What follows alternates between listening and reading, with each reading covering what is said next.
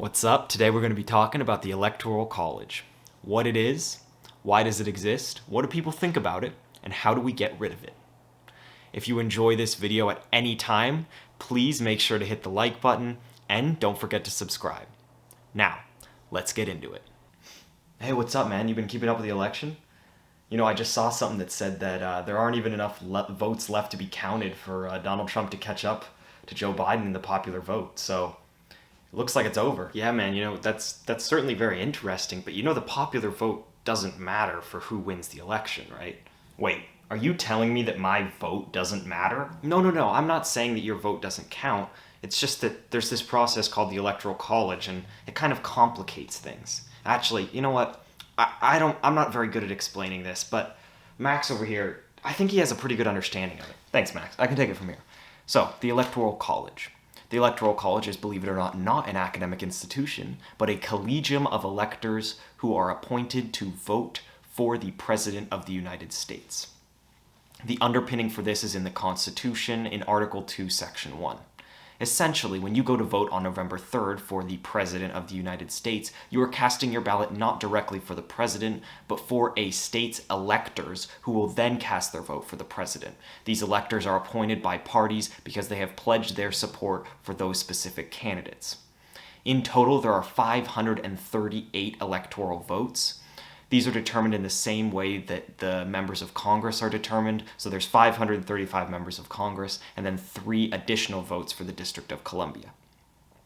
Most states, except for 2, Maine and Nebraska, utilize a winner-takes-all system where every single elector is determined by whoever wins the state's popular vote.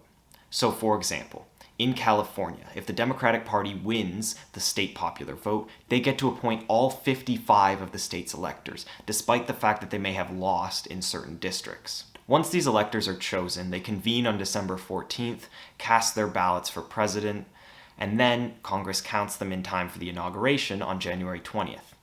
But the Constitution does not hold electors to vote for the candidate that they pledge their support for. However, states are allowed to pass laws that force these electors to vote for the candidate that they promised they were going to vote for. 33 states have done this, and the District of Columbia. The people who break this pledge in the remaining 17 states are what are known as faithless electors. And there were actually 7 of them in 2016, 5 Democrats and 2 Republicans. In order to win the presidency, a candidate must get 270 electoral votes, a majority of the 538 total. However, since there are 538, a tie is possible. So if a tie occurs, the vote will go to the House of Representatives and the state delegations within them. Each state delegation gets 1 vote, in which a candidate needs a majority of them, 26, in order to be elected president. Whoa. I thought this was a democracy where everyone's vote counted.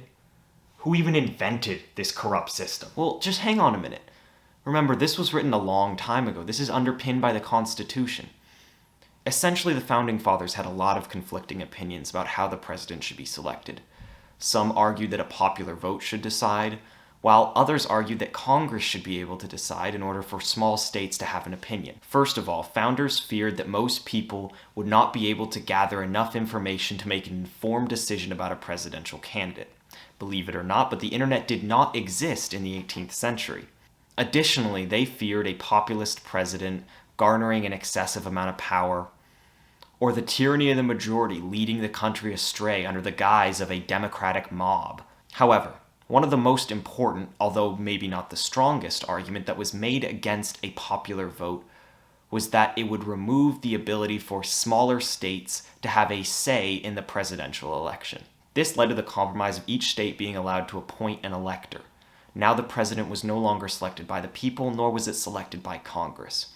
Each elector would vote at their own discretion with the advisement of the popular vote. The Founding Fathers assumed that there would be multiple presidential candidates that would each take up their own subsection of the Electoral College, and that it would eventually just go to a vote in Congress decided by state delegations.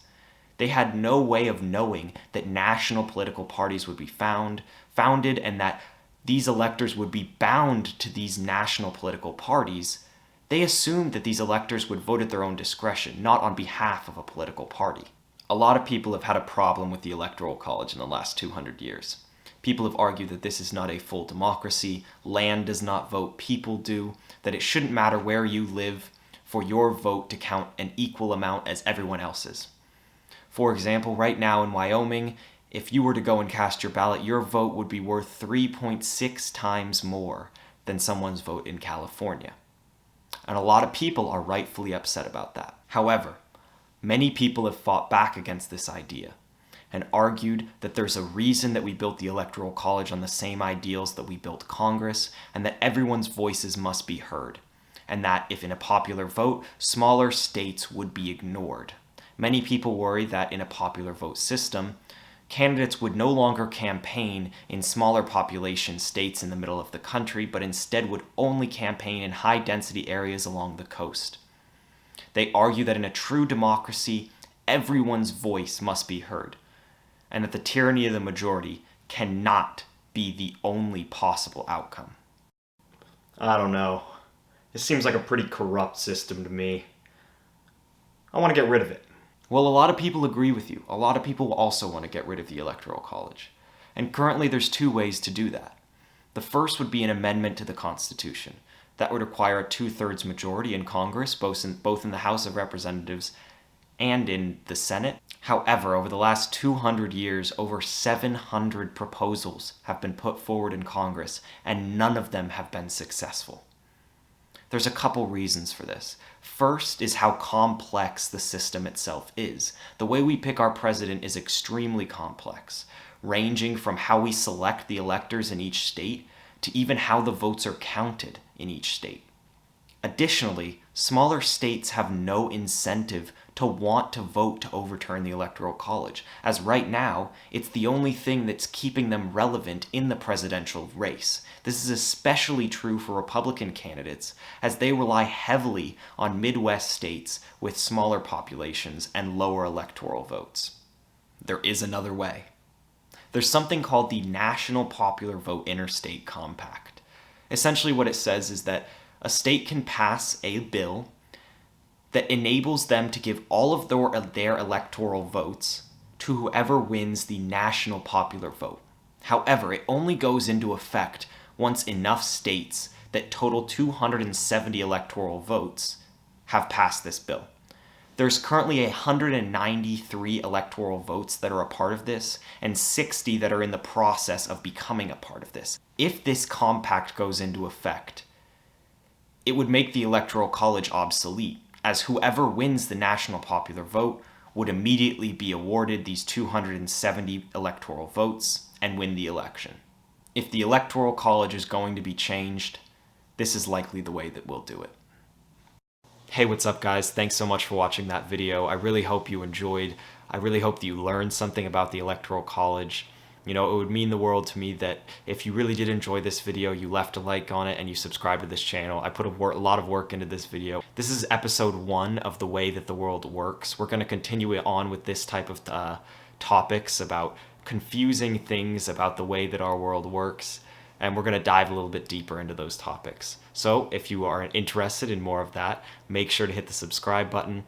And as always, I hope you have a great day.